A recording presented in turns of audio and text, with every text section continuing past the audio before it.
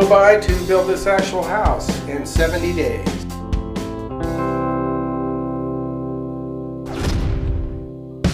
Drafting. That's how we learn the art of putting a building together. Today you guys are sitting in front of a really cool technology. And I think really for you guys as a group of young professionals, this is an exciting time because everything is changing in terms of the way what we call the AEC industry is, architecture, engineering, construction. It's in fundamental change right now. And one of the things that's changing this is the fact that we replaced these old wood drafting tables with computers and a technology that we call today Building Information Modeling, or BIM. What's really cool about it is that for the first time in the industry, in terms of architecture and engineering, is we all have an ability to come together in a single model and to see and understand what we call cross-discipline is doing today. Really what this is it's a virtual construction. And so what you have is a series of tools that kind of mimic the construction of a building. So you have walls, doors, windows, columns, beams, slabs, stairs, roofs. Those are all the things that kind of come together in a building. When you come into a tool, in the old days we used to just represent lines, CAD, 2 dimensions of a wall, but now we have a wall that has height, it has width, so that we can actually assign it materials like bricks or things like that. So we can actually just rapidly prototype kind of a building. We could coordinate with the architect model and see if there is any clashes in the model with the architect, and also we could see the building in all different angles. The tools that now are available to architects and to builders at a smaller scale can help tremendously the whole team see the project, not just the design team. You see how fast this house is going together? What you're seeing in minutes would take days and or weeks. These fabulous people are all about like the structure. And then Joe makes it pretty. How many of you guys have seen a virtual tour in general? Yeah? It's kind of cool, right? The whole idea behind this was to say, this is exactly what it's going to look like before it's even been built.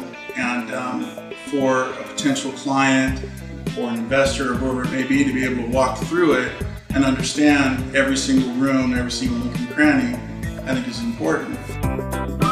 Design communication is changing. It's been changing for the last 15 years, and it's becoming more and more digital. The ability to understand digital media, whether it's video, interactive media, web content, social media, whatever it is essential in developing a presentation for a client. We worked on the ABC Green Home with a team of architects, engineers, interior designers, everybody that would be involved in any type of residential development. And we never once touched a pencil to paper. You mentioned that you could parse it out for what you needed specifically. The BIM is not just to make 3D pretty pictures that you can use during the design process. You can take that same information and utilize it through the entire process. A lot of people perceive that this is great for big projects, hospitals and things like that. It was workable for something as small scale as a 1,700 square foot home. My background in building and doing the design, upfront design work, and working with the initial design team putting the house together, then I could see great benefits for the 3D modeling, because we can get in there and see where the conflicts are before it gets out to the field piece. Because it's always more expensive to fix it once we start building something than when it just takes a click of a mouse on the computer to change it. You said, what did you say? You said measure twice, cut once? Yeah, measure 10 times and cut once. Measure 10 times. It seems shocking that they haven't been using this more often. I think if we get this type of software into the architectural schools, starting in high school and the College of Architecture at major universities, I think that would significantly reduce the cost of an architectural firm moving to something like this. This is where all the magic happens, right?